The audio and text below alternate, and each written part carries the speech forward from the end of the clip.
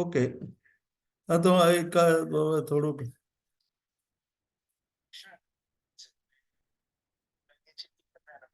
30મી થી શરૂ થાય છે.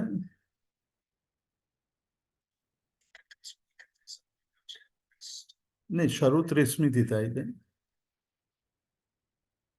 ઓગસ્ટની 30મી થી.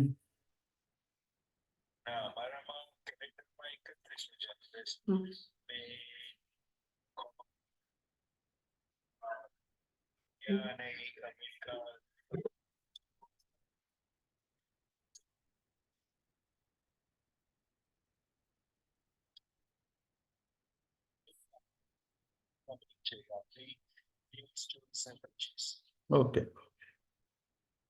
ઠીક છે. હા.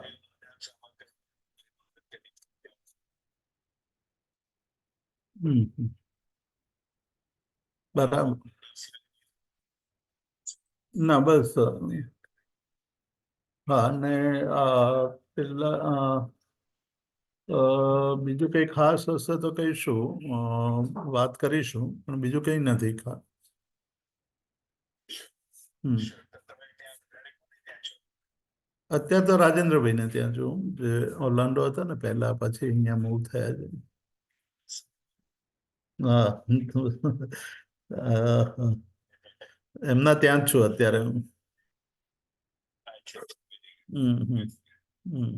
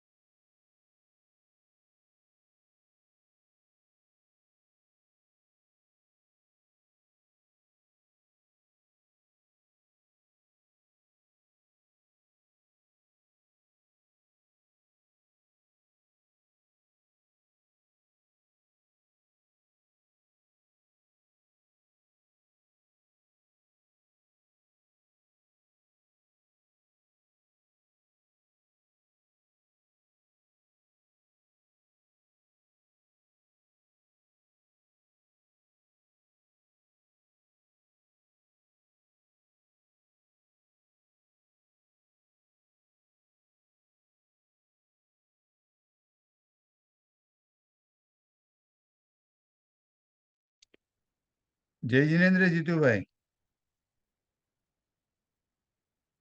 તમારું મ્યુટ છે. જય જિનેન્દ્ર, કેમ છો? બસ ફાઇન, મજામાં. સુખ સાતમ સાહેબ. એકદમ.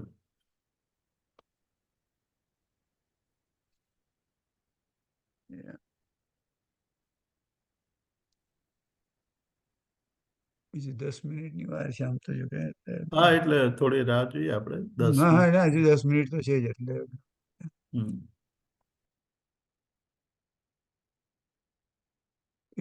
હજુ 7 જ જણ છે જો પાર્ટિસિપન્ટ્સમાં.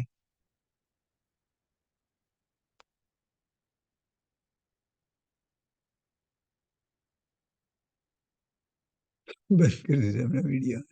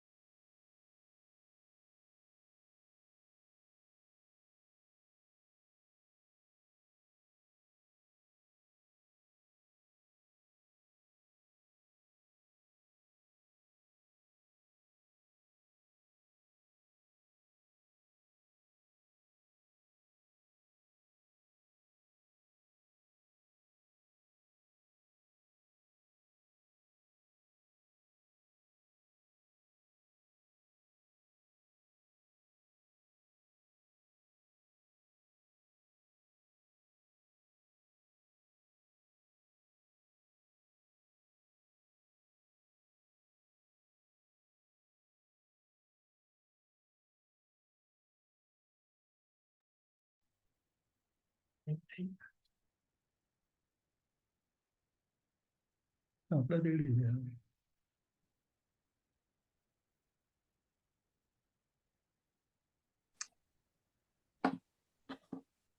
જય જિનેન્દ્ર જીતુભાઈ સાતામાં. આજે જય જિનેન્દ્ર.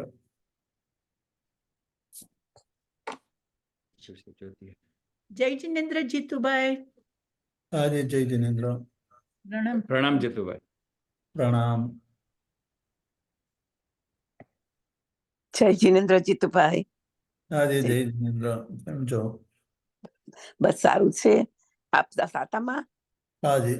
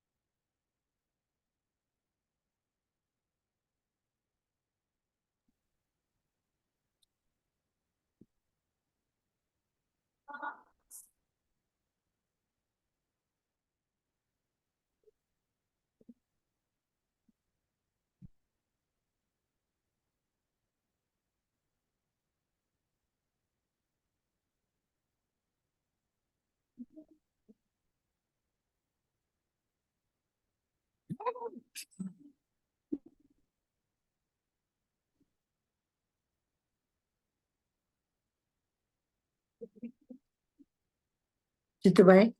આજે Okay, I was not able to see you for a while. જય જિનેન્દ્ર. જય જિનેન્દ્ર. યસ. આપણે થોડી વારમાં ચાલુ કરીશું હવે. હા જરૂર. I think લગભગ ટાઈમ થઈ જવા આવ્યો છે. Okay.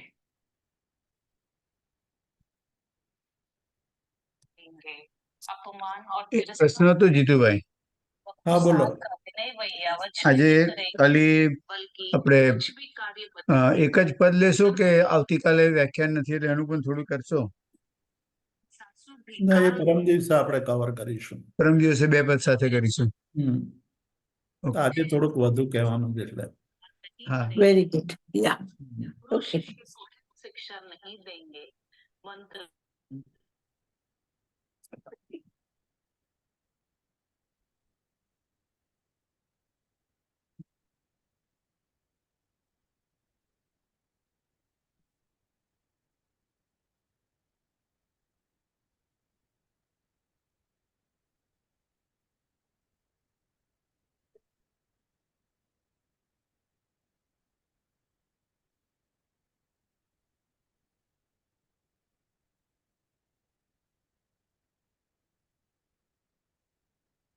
Reshma, I'm going to be on the Zoom, okay?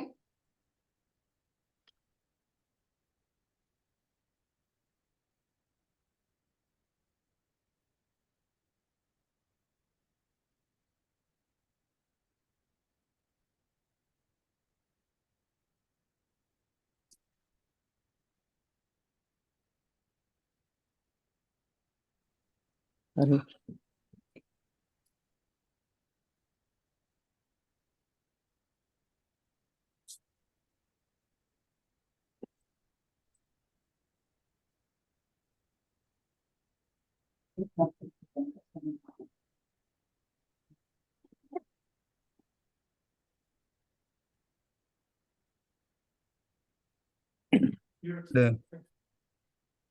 42 કરો. પ્લસ છે અને 834 થવા આવી 434 થઈ ગઈ. રુચિ ચાલુ? Yeah, I think જીતુભાઈ ચાલુ કરવાના જ છે. મેં કીધું. હા Yeah. થોડું વધારે. જીતુભાઈ આપણે ચાલુ કરશો હવે? જીતુભાઈ? કેમ અનમ્યુટ થઈ ગયા Jitubhai?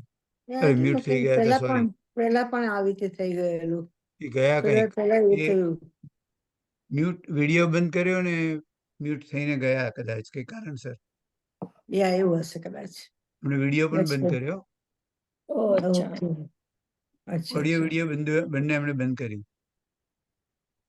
Okay. He must be coming. He must be coming back. Yeah.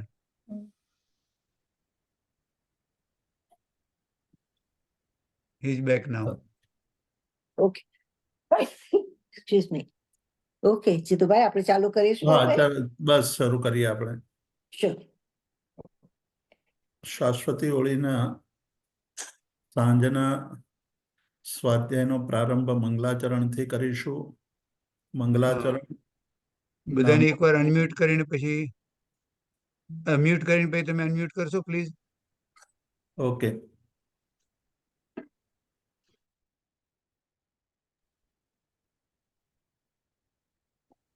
નમો અરિહંતાણમ નમો સિદ્ધાં નમો આયરિયાણમ નમો વચ્છાયાણમ નમો લોય સવ્વસાહૂણમ એસો પંચનમોકારો સવ્વપાવપણાસણો મંગલાણં ચ સવ્વેસિં પડમં હવૈ મંગલમ. નમો દુર્વારરાગાદિ વૈરિવાર નિવારિણે અર્હતે યોગિનાથાય મહાવીરાય તાઈને. પન્નગે ચ સુરેન્દ્રે ચ કૌશિકે પાદસંસ્પૃશી નિર્વિશેષ મનસ્કાય શ્રીવીર સ્વામિને નમઃ. કૃતાપરાધેપી જને કૃપામંથરતારયો ઈષદ્બાષ્પાર્દયોર્ભદ્રં શ્રીવિરચિનનેત્રયો. અજ્ઞાનતિમિરાન્ધાનાં જ્ઞાનાંજનશલાકયા નેત્રముન્મીલિतं येन તસ્मै શ્રીગુરવે નમઃ. ઓકારબિંદુસંયુક્तं નિત્યં ધ્યાયन्ति યોગિનઃ કામદં મોક્ષદં ચૈવ ઓંકારાય નમો નમઃ.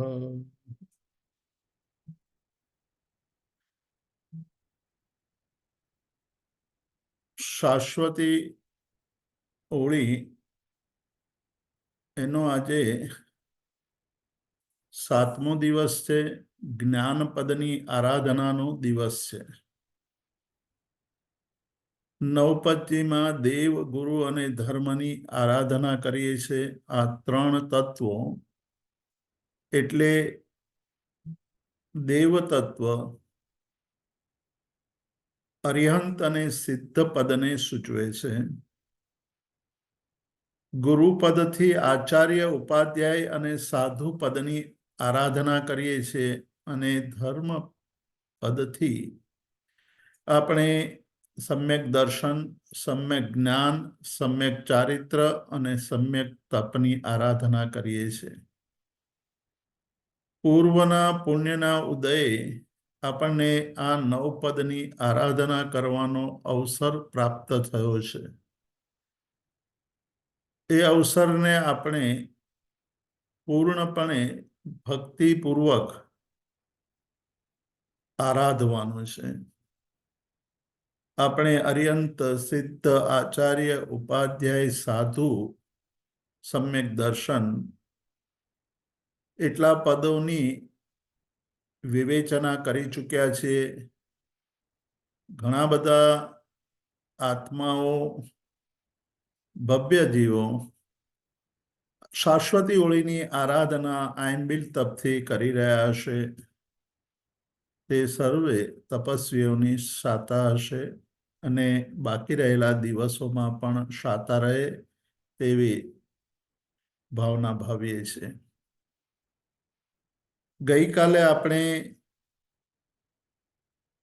શ્રીપાળ અને મૈણાના જીવનની અંદર જે જુદા જુદા પ્રસંગોએ ચડાવ ઉતાર આવ્યા તેની વાત કરી અને અજીત સેન મુનિ શ્રીપાળ રાજાને જે ઉપદેશ આપે છે તે ઉપદેશની વાત કરી. ગઈકાલે તત્વ રુચિ, સમ્યક દર્શન એટલે તત્વ રુચિ, એ તત્વ રુચિ કોને કહેવાય તેની થોડી ઘણી વાત કરી હતી. તત્વ એટલે વસ્તુનું, પદાર્થનું સાચું સ્વરૂપ શું છે. એ સ્વરૂપનો બોધ થવો તે તત્વરુચિ છે. તત્વરુચિ દ્વારા જે જ્ઞાન પ્રાપ્ત થાય છે તે સમ્યક જ્ઞાન છે. તો પહેલી રુચિ છે અને ત્યાર પછી બોધ છે. રુચિ થવી કે વસ્તુનું વાસ્તવિક સ્વરૂપ શું છે તે જાણવા માટેનો અંદરથી ભાવ ઉત્પન્ન થવો એ સમ્યક દર્શનનું લક્ષણ છે. એનો બોધ થાય એટલે તત્વના સ્વરૂપને જાણીએ તેનું નામ સમ્યક જ્ઞાન છે. તત્વબોધના પણ બે પ્રકાર છે જેની વાત આપણે ગઈકાલે અછળથી સંક્ષિપ્તમાં કરી હતી. સ્પર્શ તત્વબોધ અને સંવેદન તત્વબોધ. સ્પર્શ તત્વબોધ એટલે ખાલી આપણે એને જાણીએ, અને સંવેદન તત્વબોધ એટલે જાણેલા તત્વોને જીવનમાં ઉતારીએ, એની પરિણતિ આપણા સુધી પહોંચે, એને આપણે સંવેદન તત્વબોધ કહીએ છીએ. સરળ ભાષામાં સમજવું હોય તો એમ કહેવાય કે આપણને ઘણી બધી બાબતોની, ઘણા બધા તત્વોનો ખ્યાલ છે, પણ એ માત્ર સાંભળવાનો અને માત્ર સમજ્યાનો બોધ છે, એને જીવનમાં હજુ ઉતાર્યા નથી. એટલે દ્રવ્યાત્મક રીતે આપણને જ્ઞાન છે, પણ ભાવાત્મક રીતે હજુ એ તત્વ આપણામાં પરિણત નથી થયું. સ્પર્શ બોધ છે, સંવેદન બોધ નથી, એટલે પરિણતિ નથી. એ પરિણતિ પ્રાપ્ત કરવા માટેનો જ ઉપદેશ અજીત સેન મહારાજ આ શ્રીપાળ મહારાજાને આપી રહ્યા છે. આજે સમ્યક જ્ઞાનની વાત કરવી છે આપણે, પણ સમ્યક જ્ઞાનની વાત કરતા પહેલા આજનો દિવસ અત્યંત પાવન દિવસ છે. શ્રમણ ભગવાન મહાવીરના જન્મ કલ્યાણકનો દિવસ છે. આજે શ્રમણ ભગવાન મહાવીરનો જન્મ થયો, જન્મ કલ્યાણક થયો. કલ્યાણકનો અર્થ છે કે આ જગતના બધા જીવોને એવા કેટલાક દિવસો છે, કેટલાક પ્રસંગો છે તીર્થંકર પરમાત્માના, કે જે સમયે જગતના બધા જ જીવોને આનંદની અનુભૂતિ થાય. જગતના તમામે તમામ જીવો જે સમયે આનંદની અનુભૂતિ કરે છે તે સમય કલ્યાણકનો ગણાય છે, કહેવાય છે. પરમાત્માના 5 કલ્યાણકો આપણે ઉજવીએ છીએ. એમાંનો આજે જન્મ કલ્યાણકનો પાવન દિવસ છે.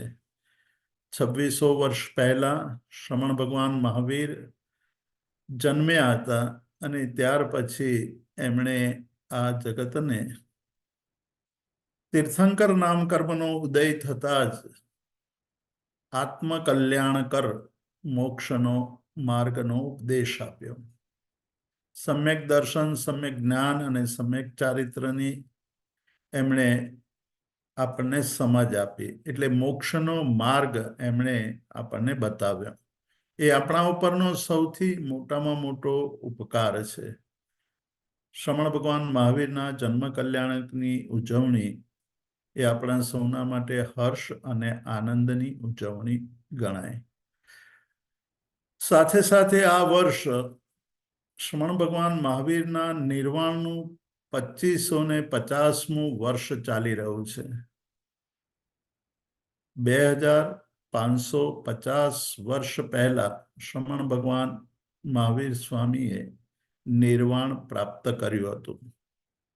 એ દ્રષ્ટિએ પણ આ આખું વર્ષ આપણા માટે અત્યંત મહત્વનું વર્ષ છે કે 2550 વર્ષ પહેલા શ્રમણ ભગવાન મહાવીરે નિર્વાણ પ્રાપ્ત કર્યું હતું અને એ નિર્વાણ પ્રાપ્તિની આ 2550મી સાલગીરા છે એ આપણે સૌએ ઉજવવી જોઈએ.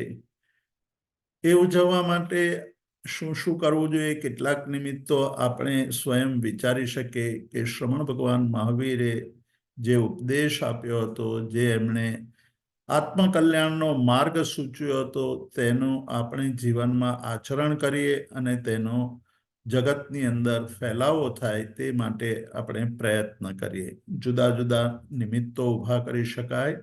એ નિમિત્તોમાં આપણે બીજાને પ્રેરણા કરી શકીએ અને એ દ્વારા જૈન સિદ્ધાંતોનો જગતની અંદર પ્રચાર પ્રસાર થાય અને એના આચરણથી, એના જ્ઞાનથી જીવોને, જગતના જીવોને આનંદની અનુભૂતિ થાય. બીજી એક મહત્વની વાત આજે જ્ઞાનપદની આરાધનાની છે.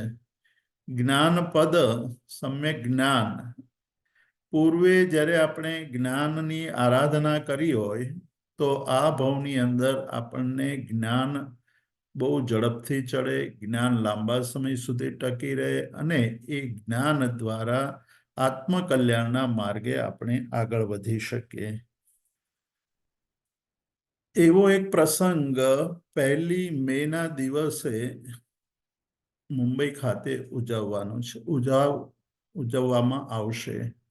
આજથી 600 વર્ષ પહેલા જીન શાસનની અંદર એક આચાર્ય ભગવંત થયા. તે આચાર્ય ભગવંતનું નામ મુનિ સુંદર સુરેશ્વરજી મહારાજ હતું. આ મુનિ સુંદર સુરેશ્વરજી મહારાજ, જેમણે અધ્યાત્મ કલ્પદ્રુમ નામના ગ્રંથની રચના કરી, અધ્યાત્મની પ્રાપ્તિ માટેના 16 માર્ગ એમણે બતાવ્યા. સમતા ભાવથી સામ્ય ભાવ સુધી પહોંચવાની એમણે આપણને આખી પદ્ધતિ બતાવી કે આ આધ્યાત્મ માર્ગે આગળ વધવું હોય તો સમતા એ સૌથી પહેલી આવશ્યક બાબત છે. ગમે તેવા પ્રસંગોની અંદર, ગમે તેવી વિકટ પરિસ્થિતિઓની અંદર આપણા મનના ભાવો વિચલિત ન થાય, સમત્વમાં રહી શકે, સમતા દાખવી શકે, તે માટે એમણે આ અધ્યાત્મ કલ્પદ્રુમ ગ્રંથની રચના કરી. એ સમયે પણ એક મહામારીની ઘટના બની હતી. એ મહામારીનું રક્ષણ કરવા માટે, મહામારીથી બચવા માટે એમણે જગતને સંતિકરમ નામનું સ્તોત્ર આપ્યું. એ સંતિકરમના રચયિતા પણ મુનિ સુંદર સુરેશ્વરજી મહારાજ. એમની બુદ્ધિ અત્યંત કુશાગ્ર હતી, ખૂબ જ જ્ઞાની હતા, અનેક ભાષાઓના જાણકાર હતા, અનેક વિદ્યાઓના જાણકાર હતા, અનેક શાસ્ત્રોના જ્ઞાતા હતા. એમણે એ સમયે સહસ્ત્રાવધાન એટલે 1000 અવધાન કર્યા હતા. 1000 અવધાન એટલે 1000 માણસો જુદા જુદા વિષયના પ્રશ્નો પૂછે. વિષય જુદો જુદો હોય. કોઈ ગણિતનો પ્રશ્ન પૂછે, કોઈ ઇતિહાસનો પ્રશ્ન પૂછે, કોઈ ભૂગોળનો પ્રશ્ન પૂછે, કોઈ ધર્મની વાત કરે, કોઈ હિન્દુ ધર્મની વાત કરે, કોઈ ન્યાય દર્શનની વાત કરે, કોઈ ક્રિશ્ચન દર્શનની, ક્રિશ્ચિયાનિટીની વાત કરે, કોઈ મુસ્લિમ ધર્મનો પણ પ્રશ્ન પૂછે. આવા 1000 પ્રશ્નો પૂછાય. એ 1000 પ્રશ્નોને ધારણ કરી લે. એટલે 1000 પ્રશ્નોને મનમાં બરાબર યાદ રાખી લે. 1000 પ્રશ્નોને યાદ રાખીને ક્રમથી, એટલે જે ક્રમે પ્રશ્ન પૂછાયો હોય તે જ ક્રમે એનો જવાબ આપે. એટલે પહેલો પ્રશ્ન જેણે પૂછ્યો હોય તેને તે પ્રશ્નનો જવાબ મળે, બીજાને બીજા પ્રશ્નનો, ત્રીજાને ત્રીજા પ્રશ્નનો. આવી રીતે ક્રમથી 1000 પ્રશ્નોના જવાબ આપે. વચ્ચે થોડા જુદા પણ પ્રયોગો થાય. એક સાથે થાળીના ડંકા વાગતા હોય, તે જ સમયે પોતે કાવ્યની રચના કરી રહ્યા હોય એ જ સમયે સાધુઓ જે આજુબાજુમાં સાધુઓ હોય તેની સાથે વાતચીત પણ કરતા હોય, એ પણ પ્રશ્ન પૂછતા હોય. આ બધી જ ઘટનાઓને પણ યાદ રાખી લે કે આટલા સમયની અંદર જે એક સાથે બની રહેલી ઘટનાઓને કહે કે આટલા સમયની અંદર આટલા ડંકા વાગ્યા, આમણે આ અક્ષરો કયા હતા, તેમાંથી આ કાવ્યની રચના થાય, આ જે કાવ્ય પૂછ્યું છે એ ફલાણા ગ્રંથનું છે. આવા એક સાથે ઘટનારી ઘટનાઓને પણ સ્મરણમાં રાખીને એના જવાબો આપે. આવા 1000 પ્રશ્નોનો ક્રમથી જવાબ આપે અને પછી વ્યુત્ક્રમથી એટલે ઉલટા ક્રમે જવાબ આપે. આવી રીતે 1000 પ્રશ્નોને ઉલટા ક્રમે જવાબ આપે. ત્યારબાદ ક્રમ બોલે એટલે કોઈ સંખ્યા બોલે કે 525માં પ્રશ્ન કયો હતો અને એનો જવાબ શું, એ તરત જ પ્રશ્ન બોલી જાય અને એનો જવાબ પણ આપે. આવા 1000 અવધાન કરનારા આ જગતની અંદર ભાગ્યે જ કોઈ હશે. 600 વર્ષમાં બીજો કોઈ આપણને દાખલો મળતો નથી. 600 વર્ષ પછી અજીતચંદ્ર સાગર નામના એક મુનિ મુંબઈની અંદર આ પ્રયોગ કરવાના છે. એટલે આપણા સૌના માટે આ એક અદ્ભુત ઘટના, એ આપણા સમયની અંદર આપણે જે ઘટનાના સાક્ષી થઈ શકીએ એવી આ ઘટના. અને એ ઘટનાનું મુખ્ય જો કોઈ આપણે કારણ દર્શાવવું હોય તો એ જ્ઞાનાવરણીય કર્મના ક્ષયોપશમથી ઉત્પન્ન થયેલી લબ્ધિથી આવી ઘટના એ કરી શકે. તો આવી ઘટના પણ આપણે ત્યાં જૈન શાસનની અંદર બનવા જઈ રહી છે, નિર્મિત થવા જઈ રહી છે. આપણે ગઈકાલે એ વાત કરી હતી કે ધર્મ આરાધનાની અંદર 13 પ્રકારના અવરોધો, જેને 13 કાઠિયા કહ્યું છે.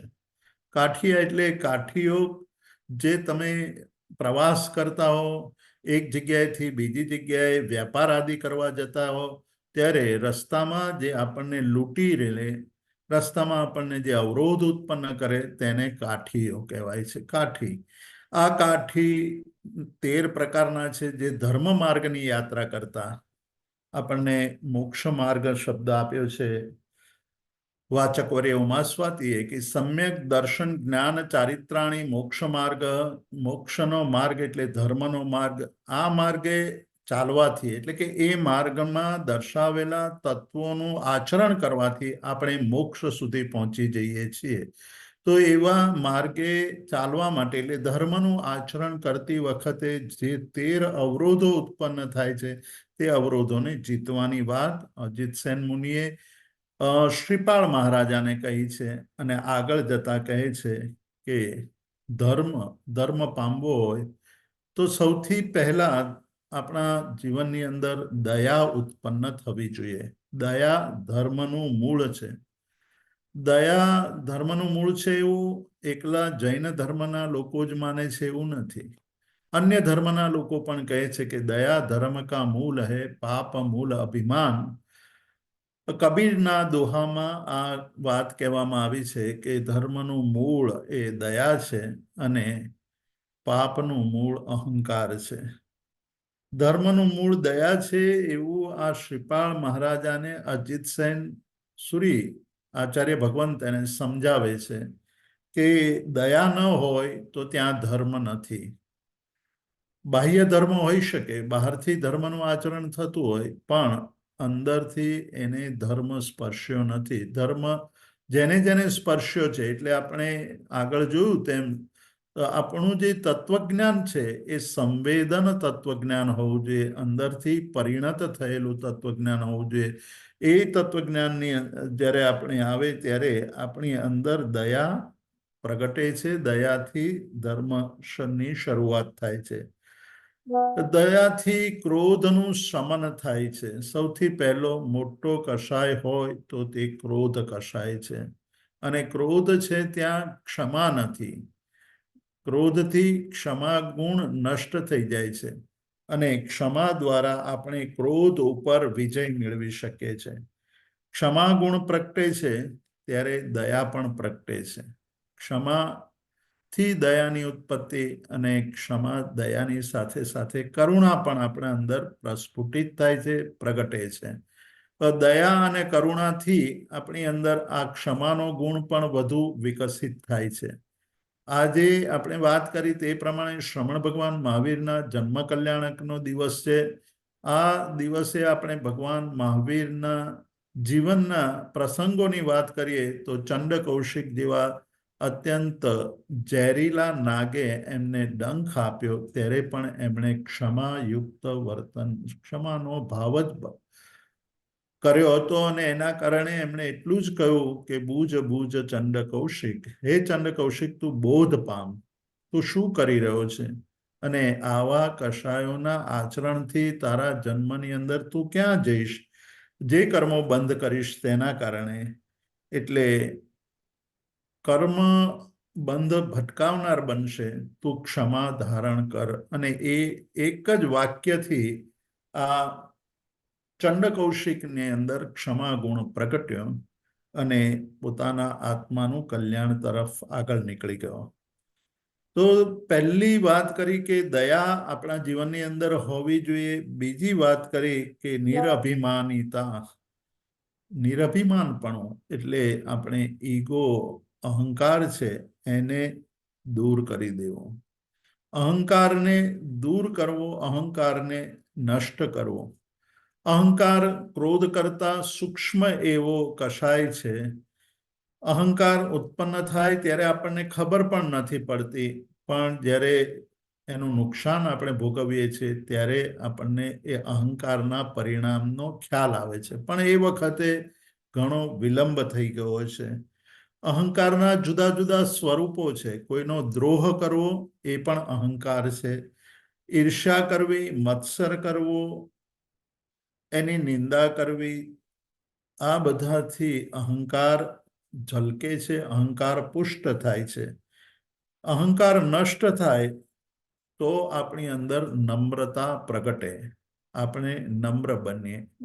આપણી અંદર નમ્રતા આવે તો નમ્રતાથી વિનય ગુણ પ્રગટે છે. શાસ્ત્રકારોએ આ આખી મનોવૈજ્ઞાનિક પરંપરા દર્શાવી છે કે જેને ધર્મની આરાધના કરવી છે એને સૌથી પહેલા દયા એટલે ક્ષમાનો ગુણ ધારણ કરવો જોઈએ. બીજો, અભિમાન છોડીને નમ્રતા ધારણ કરવી જોઈએ. આ બધું જ અજીત સેન, આચાર્ય ભગવંત શ્રીપાલ રાજાને, શ્રીપાલ રાજા રાસની અંદર કહે છે અને એના જે શબ્દો છે શ્રીપાલ રાજાના રાસની અંદર, એ કહે છે કે વિનયને વશ છે ગુણ સવે. આ નમ્રતા, એ નમ્રતાથી વિનય પ્રગટે છે અને વિનયનો મહિમા ગાતા ઉપાધ્યાય યશો વિજયજી, વિનય વિજયજી કાળધર્મ પામી ગયા છે. બાકી રહેલો જે શ્રીપાલ રાજાનો રાસ છે એની પૂર્તિ એટલે એની પૂર્ણતા યશો વિજયજી કરી રહ્યા છે અને યશો વિજયજી દ્વારા આ અહીંયા આપણને ઉપદેશ અજીત સેન મુનિ ના મુખે આપણને સાંભળવા મળે છે કે વિનયને વશ છે ગુણ સવે. જગતના જેટલા પણ ગુણો છે, સર્વ ગુણો એ વિનયથી પ્રાપ્ત થાય છે.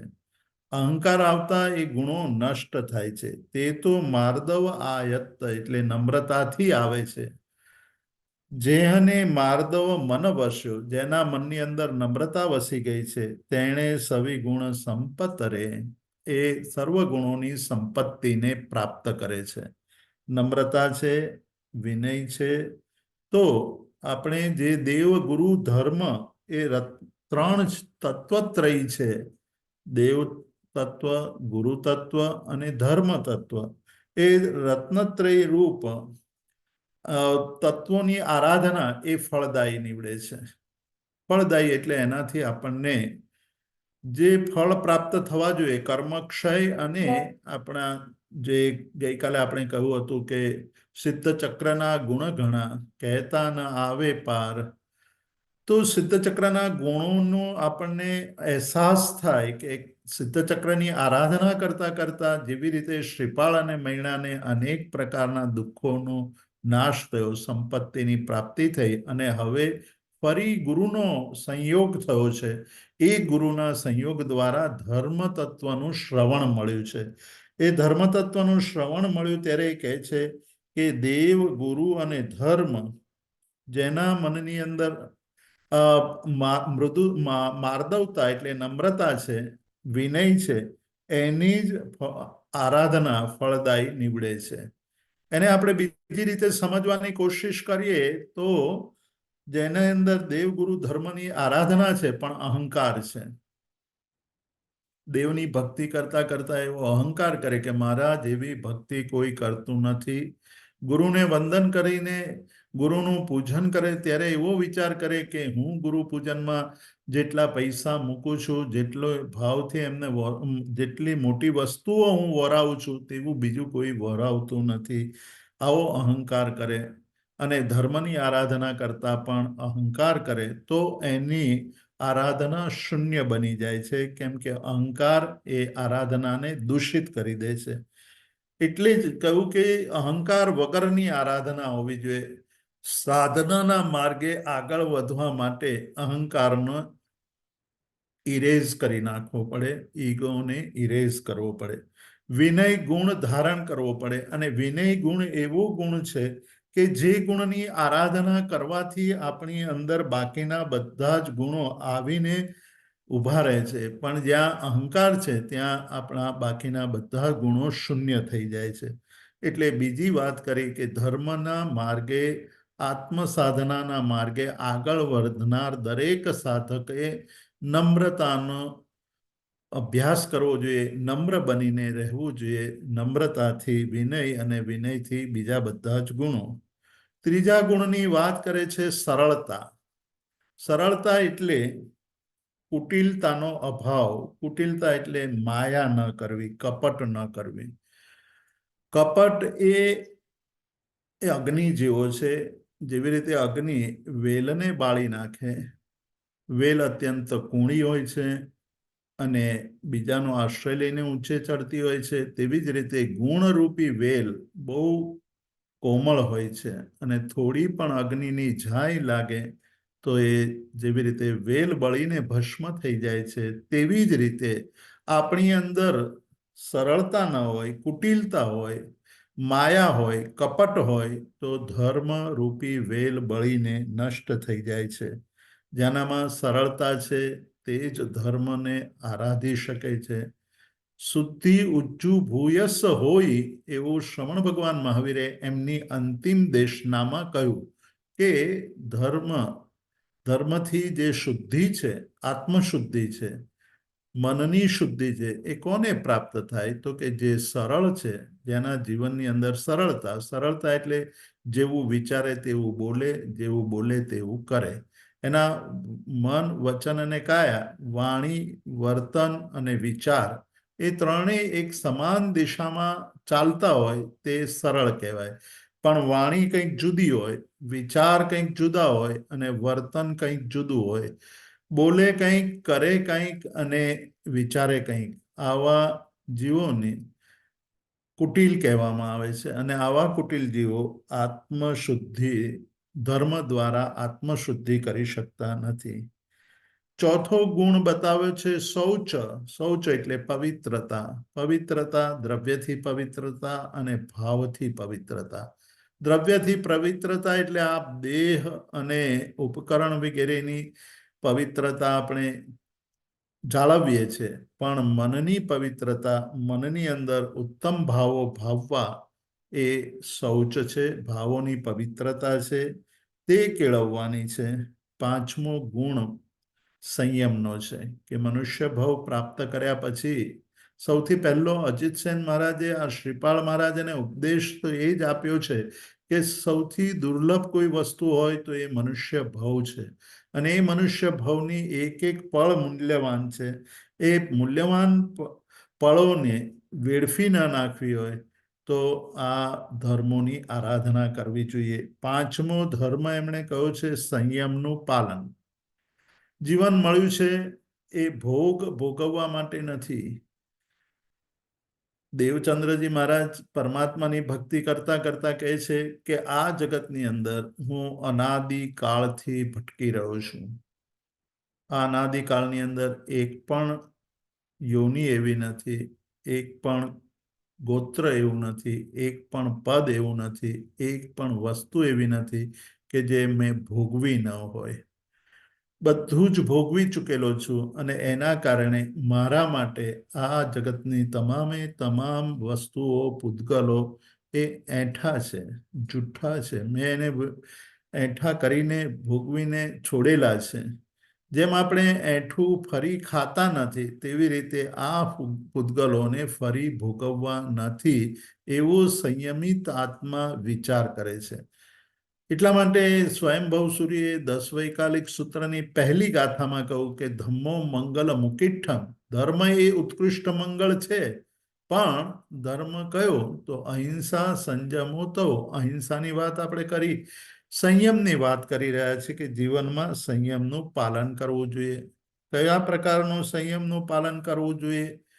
17 પ્રકારના સંયમોની વાત કરી છે. પહેલા 5 પ્રકારના આશ્રવો. 5 આશ્રવો એટલે પ્રાણાતિપાત, મૃષાવાદ, અદત્તાદાન, અબ્રહ્મ અને પરિગ્રહ. આ 5 આશ્રવો કે આ વસ્તુઓ, આનું આચરણ કરવાથી, એટલે પ્રાણાતિપાત એટલે હિંસા કરવાથી, અસત્ય બોલવાથી, ચોરી કરવાથી, અબ્રહ્મનું સેવન કરવાથી અને પરિગ્રહ કરવાથી કર્મનો આશ્રવ થાય છે. એને રોકવાના છે. એટલે કે જીવનની અંદર ચોરી નહીં કરવી, હિંસા નહીં કરવી, જૂઠું નહીં બોલવું, બ્રહ્મચર્યનું પાલન કરવું અને પરિગ્રહ પરિમાણ વ્રતને ધારણ કરવું. 5 ઇન્દ્રિયોને સંયમિત કરવી. આ 5 ઇન્દ્રિયો એ વિષયો તરફ સતત દોડી રહી છે. સ્પર્શનેન્દ્રિય હંમેશા આપણને અનુકૂળ એવા સ્પર્શોને ઈચ્છે છે. આપણને અનુકૂળ એવો સ્પર્શ, સુવાળો સ્પર્શ ગમે છે તો આપણે સુવાળી વસ્તુઓને હંમેશા ઈચ્છીએ છીએ અને એ જોતા જ એમાં આપણે લિપ્ત થઈ જઈએ છીએ. એટલે શાસ્ત્રકારોએ એક વાત કરી છે કે જ્યારે ધર્મનું આચરણ શરૂ થાય એટલે આવા વિષયો તરફનું આચરણ, વિષયો તરફની જે ભોગવવાની જે વૃત્તિ છે એ માત્ર અશક્તિના કારણે ભોગવાય, આસક્તિના કારણે નહીં. જ્યારે ધર્મ સમજાવવા લાગે ત્યારે આપણને પરાણે ભોગવવું પડતું હોય તો ભોગવવાનો પ્રસંગ એ વિચારે, પણ આસક્તિ રાખીને એને ભોગવે નહીં. એટલે કહ્યું કે 5 ઇન્દ્રિયોના વિષયોને સંયમિત કરે. સ્પર્શનેન્દ્રિયનો વિષય, રસનેન્દ્રિયનો વિષય, ઘ્રાણેન્દ્રિયનો વિષય, ચક્ષુરેન્દ્રિયનો વિષય અને કર્ણેન્દ્રિય એટલે શ્રોત્રેન્દ્રિયનો વિષય. એટલે સ્પર્શનો નિયમ કરે, રસનાને કેન્દ્રિત કરવા માટે રસત્યાગ અને દ્રવ્યની ગણતરી કરે, વિગય ત્યાગ કરે. ઘ્રાણેન્દ્રિય માટે જે સુગંધિત પદાર્થો છે એની વાપરવાની મર્યાદા નક્કી કરે. ચક્ષુરેન્દ્રિયના સંયમ માટે હવે બાહ્ય પદાર્થોને જોવાને બદલે આત્માને જોવાનો, અંતરની અંદર જવાનો વિચાર કરે, એના રૂપને જોવાનો પ્રયત્ન કરે. અને શ્રવણેન્દ્રિય એટલે હવે ભગવાનના ગુણગાન, સ્તવનો, ભક્તિ ગીતો જ માત્ર શ્રવણ કરે, રંગરાગના ગીતો શ્રવણ ન કરે. એ ઇન્દ્રિયોનો સંયમ છે. 4 કષાયોનો ત્યાગ, ક્રોધ, માન, માયા અને લોભ. એ વિચાર કરે કે આ 4 મારા આત્માના શત્રુ છે. એ 4ના કારણે, કષાયોના કારણે સંસારની વૃદ્ધિ થઈ. હવે મને સમજ આવી છે તો હું એ 4 કષાયોને મંદ કરતો જઉં, એના પ્રભાવને નબળો પાડતો જઉં. એ કષાયોનું સંયમ છે. અને છેલ્લે 3 દંડનો ત્યાગ, મનદંડ, વચનદંડ અને કાયદંડ. સવારના સ્વાધ્યાયમાં એકવાર કહ્યું હતું કે આપણે જૈન ધર્મએ આ અદ્ભુત શબ્દ આપણને આપ્યો છે, 3 દંડ અને 3 ગુપ્તી. દંડ શબ્દનો અર્થ એ છે કે જેનું આચરણ કરવાથી આત્મા દંડાય તે બધી પ્રવૃત્તિઓ દંડ સ્વરૂપ છે, અને જેનું રક્ષણ કરવાથી આત્માનો વિકાસ થાય, આત્માનુભૂતિ તરફ આપણે આગળ વધી શકીએ, તે બધાને ગુપ્તી કહી છે. તો જો મન, વચન અને કાયાની પ્રવૃત્તિઓ આત્માને કર્મબંધમાં બાંધીને દંડ સ્વરૂપે બનતી હોય તો એનો ત્યાગ કરવો જોઈએ. અને જે પ્રવૃત્તિથી આપણે આત્માનું રક્ષણ થાય તેને ગુપ્તિ કહેવાય. તો મન ગુપ્તિ, વચન ગુપ્તિ અને કાય ગુપ્તિનું આચરણ કરવું અને મન દંડ, વચન દંડ અને કાય દંડનો પરિહાર એટલે ત્યાગ કરવો. તો 5 આશ્રવ, 5 ઇન્દ્રિય એટલે 5 ને 5 10, 4 કષાયો એટલે 14 અને 3 દંડ એનો ત્યાગ કરવો, એને સંયમિત પૂર્વક એનો આચરણ કરવું. તે 17 પ્રકારનું સંયમ જીવન જીવવાથી આત્માનું કલ્યાણ થાય છે. મુક્તિ એટલે નિર્લોભતા, લોભ ઓછો કરવો. સંસારની અંદર રહ્યા છીએ એટલે કેટલીક વાર આપણે કોઈક વસ્તુનો સંગ્રહ કરવો પડે, પણ એમાં પણ વિવેક રાખવો. વિવેકપૂર્વકનો, ઉપયોગપૂર્વકનો આપણે સંગ્રહ કરવો, અતિશય સંગ્રહ ન કરવો. 7મો માર્ગ બતાવે છે સત્યનો, કે આપણે સત્યનું આચરણ કરવું. સત્યના અનેક જુદા જુદા સ્વરૂપો છે. સત્યથી જ આપણે મોક્ષના માર્ગની સાચી આરાધના કરી શકીશું. તો સત્ય શું છે એ જાણવાનો પ્રયત્ન કરવો. પૂજ્યપાદ દેવાનંદીએ પરમાત્માની સ્તુતિ કરતા એક એમના મહત્વના ગુણની વાત કરી કે ભગવાન, અમે તમને ભજીએ છીએ, શા કારણે ભજીએ છીએ? તમારી ભક્તિ કરીએ છીએ, એની પાછળનો અમારો મુખ્ય ભાવ કયો છે? કયા કારણે તમારી ભક્તિ કરીએ છીએ? તમને દેવો વંદન કરવા આવે છે એટલા માટે અમે તમને ભક્તિ કરીએ છીએ. તમને રાજાઓ અને મહારાજાઓ પગે લાગે છે એટલા માટે અમે આકર્ષિત થયા છીએ. તમે જુદા જુદા પ્રસંગોમાં જે આશ્ચર્યો અમે તમારા જોયા છે એના કારણે અમે તમને વંદન કરીએ છીએ. તો કહે છે કે ના, આ ભક્ત કવિ પોતે જ પોતાના પ્રશ્નોનો જવાબ આપતા કહે છે કે એ બધા તો બીજાઓમાં પણ જોવા મળે. કોઈ જાદુગર હોય, કોઈ બહુ સારું વક્તા, મોટું સરસ મજાનું ભાષણ આપતો હોય તો પણ જોવા મળે. કોઈ રાજા મહારાજાની અંદર આપણને ઐશ્વર્ય પણ જોવા મળે. પણ આ બધા ઉપરાંતનો એક ગુણ છે જે ક્યાંય બીજે જોવા નથી મળતો, એ છે યથાર્થવાદિતા. તમે અમને એ બોધ આપ્યો કે પદાર્થ જેવો છે તેવો જોવાની જે શક્તિ છે તે અમને આપી. તમારું જે વચન છે એ વસ્તુના યથાર્થ સ્વરૂપનું કથન કરે છે, જે અમને બીજે ક્યાંય જોવા નથી મળતું. તો વસ્તુના યથાર્થ સ્વરૂપને જાણવાની જે એ બાબત છે એને વસ્તુ સત્ય કહે છે. એટલે સાધકે વસ્તુના સત્ય સ્વરૂપને સમજવાની કોશિશ કરવી જોઈએ. આપણે વસ્તુના બાહ્ય સ્વરૂપમાં જોઈને મોહિત થઈ જઈએ છીએ. આપણને એના બાહ્ય આકાર પ્રકાર લોભામણા લાગે છે અને લોભાયમાન થઈ જઈએ છીએ. અજીતસેન મહારાજ શ્રીપાળ મહારાજાને કહે છે કે વસ્તુનું યથાર્થ સ્વરૂપ એટલે ઉત્પાદ, વ્યય અને દ્રવ્યયુક્ત, દ્રવ્ય, ગુણ અને પર્યાય સ્વરૂપ. એ જ વસ્તુનું સાચું સ્વરૂપ છે. વસ્તુ ઉત્પન્ન થાય છે, નષ્ટ થાય છે, અને એ બેની વચ્ચેની એને સ્થિરતાનો પ્રસંગ હોય છે. વસ્તુ જે માણસ એની ઉત્પત્તિ જુએ છે અને નાશ જુએ છે, બંને છેડાઓને જે જોઈ શકે છે તેને વસ્તુમાં મોહ ઉત્પન્ન થતો નથી. એટલે સાધકે વસ્તુના યથાર્થ સ્વરૂપને જાણવાની જે કોશિશ છે તેને વસ્તુ સત્ય કહેવાય. શરીર સત્ય, કે આ શરીરની સત્યતા શું છે? મને જે આ શરીર મળ્યું છે એ શરીરની સત્યતા શું? ખાલી આપણે અવસ્થાઓનો જ વિચાર કરીએ તો આપણને ખ્યાલ આવશે કે દરેક અવસ્થામાં શરીર બદલાતું રહે છે.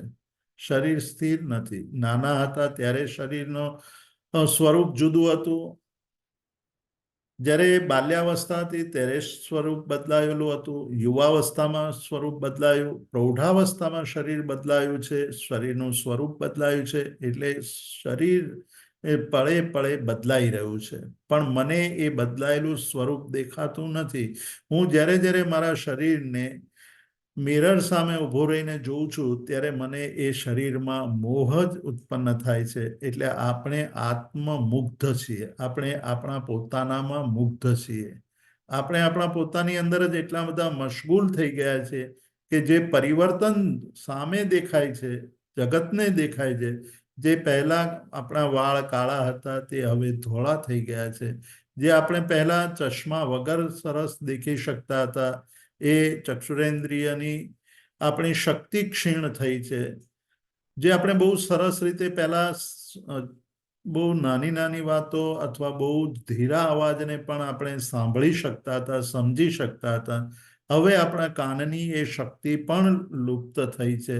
અને હવે આપણે વારાઘડીએ પૂછવું પડે છે કે હે શું કહ્યું, હે અને શુંની વચ્ચે આપણે અટવાઈ ગયા છે. તો પણ આપણને એમ લાગે છે કે હું બધું જ જાણું છું, હું બધું જ સાંભળું છું, મને બધું સંભળાય છે.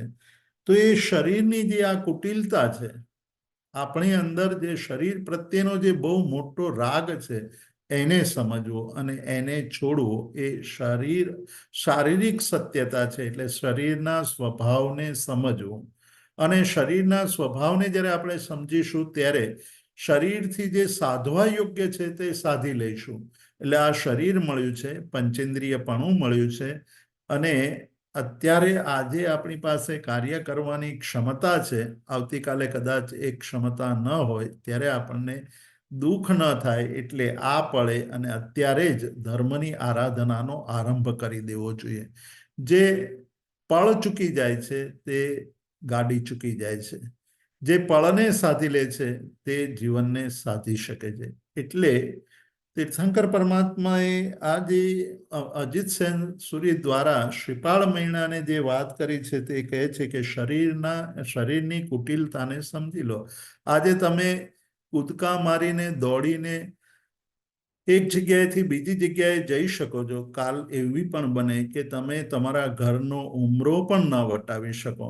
તમારે ઉમરો વટાવવો હોય તો પણ કોઈના સહાયની જરૂર પડે.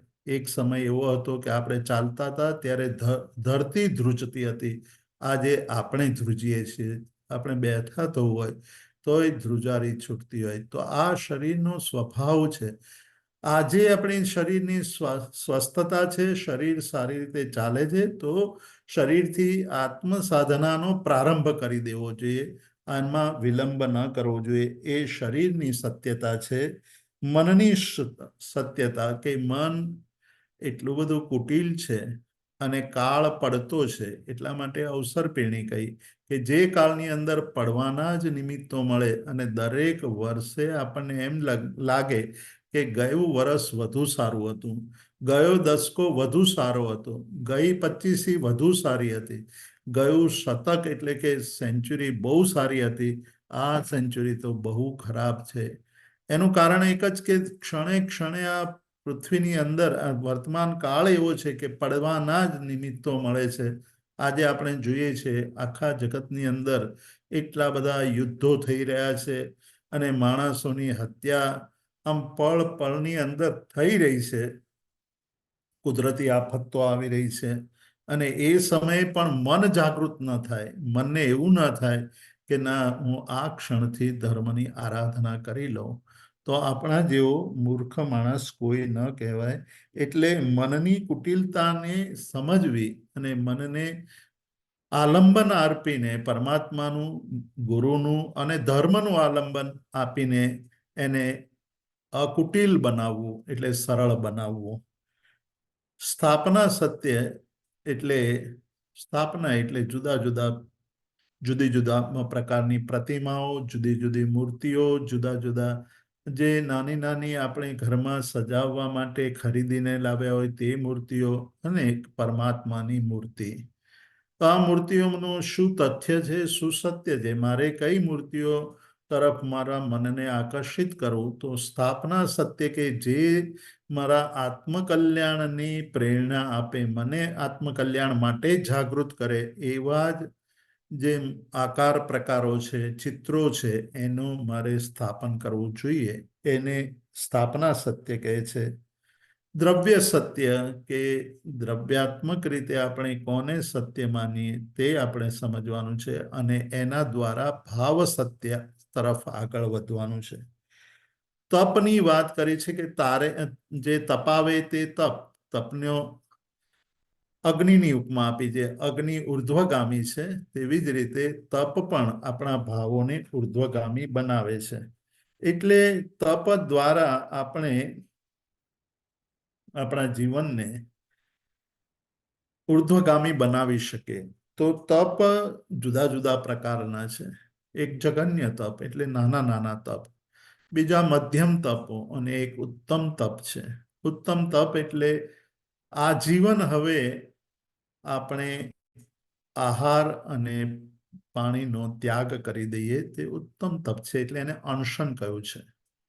આ અનશન એ જૈન ધર્મનો બહુ મોટો સિદ્ધાંત છે કે જ્યારે આપણું શરીર સાવ અટકી જાય, ડોક્ટરો પણ એમ કહી દે કે હવે કોઈ દવા આપણને મળતી નથી, આ હવે બચે કે ન બચે એ કહેવું મુશ્કેલ છે, પણ આપણને જીજી વિચારે જીવન જીવવાનો હજુ પણ અંદરથી ભાવ પડ્યો હોય તો આપણે ડોક્ટરને કહીએ કે કંઈક ઉપાય કરો, મને બચાવી લો.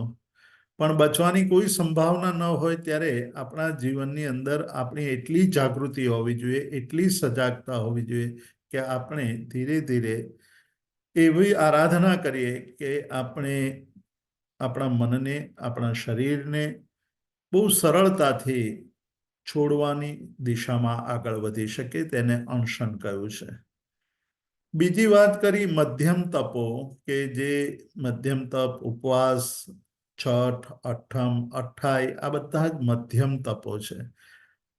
આ મધ્યમ તપોમાંથી આપણને અનુકૂળ એવું તપ કરવાનું છે જે તપ કરવાથી આપણે આપણી આહાર સંજ્ઞા ઉપર વિજય મેળવી શકીએ છીએ, આપણા મનને સંયમિત કરી શકીએ છીએ, મનને આપણા પોતાના સંકલ્પ દ્વારા આપણે સ્થિર કરી શકીએ છીએ.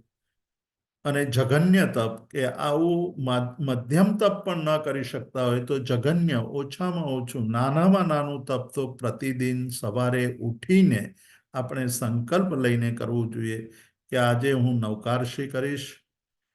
નવકારશી પણ ન થઈ શકતી હોય તો આજે હું દ્રવ્યનો ત્યાગ કરીશ, હું 2 દ્રવ્યનો ત્યાગ કરીશ. હું રોજ 25 દ્રવ્ય ખાતો હોઉં તો હું એમ વિચાર કરું કે આજે 5 દ્રવ્ય ઓછા ખાઈશ, એ પણ સંયમ છે.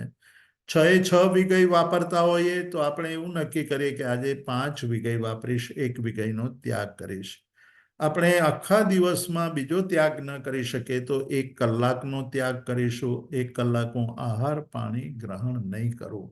આવા નાના નાના તપોને જઘન્ય તપ કહ્યો છે. અને એ તપના સંસ્કારો, આવા નાના તપ કરતા કરતા આપણે મોટા તપના માટે તૈયાર થઈએ છીએ. એટલે તપની આરાધના કરવાની વાત કરી, બ્રહ્મચર્યનું પાલન કરવાની વાત કરી છે કે બ્રહ્મચર્ય એટલે સંયમનો ઉત્કૃષ્ટ પ્રકાર, જેની અંદર આપણે 28 જેસુ દિવસમ દેશુ પુનઃસુકમ ભૂમિસુ જાવંત કેવી સાઉ રય હરણ ગુચ્છ પરિકધારા પંચ મહાવૈધરા 18 રસ સહસ શિલાંગ ધારા. આ શીલનું પાલન, આચારની એ ઉત્કૃષ્ટ સ્થિતિ છે કે શીલને માટે એમણે 18,000 પ્રકાર બતાવ્યા કે 18,000 પ્રકારથી હું શીલ ચારિત્રનું પાલન કરીશ. એ બ્રહ્મચર્ય છે.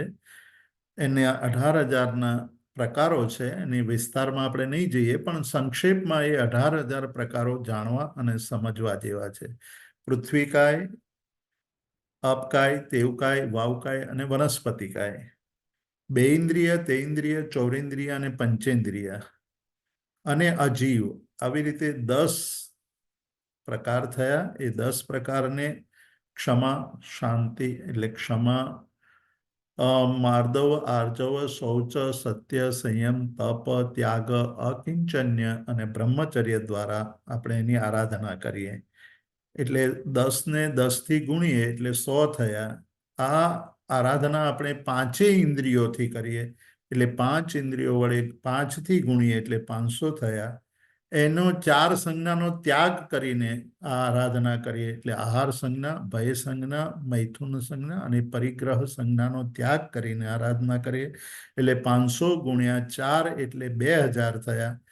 3 યોગથી એટલે મનથી આરાધના કરીએ, વચનથી આરાધના કરીએ અને કાયાથી આરાધના કરીએ એટલે 2000 ગુણ્યા 2 3 એટલે 6000 થયા. અને એ 3 ને આપણે 6000 ને આપણે કરીએ, કરાવીએ અને અનુમોદના કરીએ એટલે સતત એની આરાધના કરીએ, બીજા પાસે કરાવવાનો પણ આપણે પ્રયત્ન કરીએ અને કરતા હોય એની અનુમોદના કરીએ એટલે 6000 ગુણ્યા 3 એટલે 18000 પ્રકાર થયા. આવી રીતે 18000 પ્રકારનું શીલ પાલન કરીએ તો આપણા જીવનની અંદર આ જે મનુષ્ય ભાવ મળ્યો છે એને સાર્થક કરી શકીએ. છેલ્લે 10મો માર્ગ બતાવે છે કે અકિંચનપણું. આત્મા નિરંજન, નિરાકાર, અરૂપી અને બધાથી પર છે. એ આત્માને કશાની જરૂર નથી. શરીરને જરૂર છે, પૂતગલોને જરૂર છે. આપણે પૂતગલોને પૂતગલથી પોષી રહ્યા છે. આત્મા બધાથી પર છે એટલે પરિગ્રહની અંદર અટવાવું નહીં. યશો વિજયજી અને હરિપત્ર સુરી મહારાજ પરિગ્રહ માટે કહે છે કે બધા જ્યારે દુઃખ આવે ત્યારે પોતાની જન્મપત્રિકા લઈ, કુંડળીઓ લઈને જ્યોતિષીઓ પાસે જાય અને કહે કે મને કયો ગ્રહ નડે છે. પણ શાસ્ત્રકારો કહે છે કે મનુષ્યના મનની અંદર પરિગ્રહ નામનો એક ગ્રહ પડ્યો છે. એ પરિગ્રહ ગ્રહ જ સૌથી વધુ પીડે છે. એ જો જીતાઈ જાય તો સુખ જ સુખ છે. એટલે અકિંચન રહેવાની વાત કરી. આટલી વાત કર્યા પછી કહે છે કે શરૂઆતમાં જે ક્ષમાની વાત કરી એ ક્ષમા બહુ મહત્વનો ગુણ છે. ક્ષમા વીરસ્ય ભૂષણમ. આજે આપણે વાત કરી તેમ શ્રમણ ભગવાન મહાવીરના જન્મ કલ્યાણકનો દિવસ છે. એમનો મોટામાં મોટો ઉપદેશ છે ક્ષમા કરવાનો. એમણે અનેક જગ્યાએ ક્ષમા કરી. એમના કાનમાં ખીલા ઠોકાણા તો પણ એ ગોવાળિયાને ક્ષમા કરી એમણે. પગમાં ખીર રાંધી દેવોએ અને અજ્ઞાની લોકોએ તો પણ એમને ક્ષમા કરી દીધી. એમના ચંડ કૌશિકે ડંખ દીધો તો પણ ક્ષમા કરી. અને સંગમ દેવે એક રાતની અંદર 20 ઉપસર્ગો કર્યા તો પણ એમણે એ સંગમ દેવને પણ ક્ષમા કરી દીધી. એમને આંખમાંથી અશ્રુના 2 ટીપા પડ્યા એ પણ ક્ષમાના કારણે કે હું આના દુઃખમાં નિમિત્ત બન્યો. તો એ ક્ષમા કેવી રીતે કેળવવી એની વાત કરતા કહે છે કે સૌથી પહેલા તો ઉપકાર ક્ષમા છે.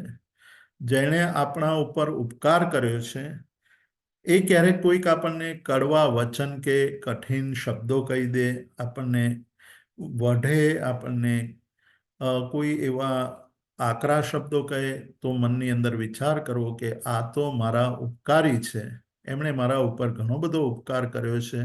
મારે એનો પ્રતિકાર ન કરવો જોઈએ. એમ માનીને ક્ષમા કરે એ ઉપકાર ક્ષમા છે.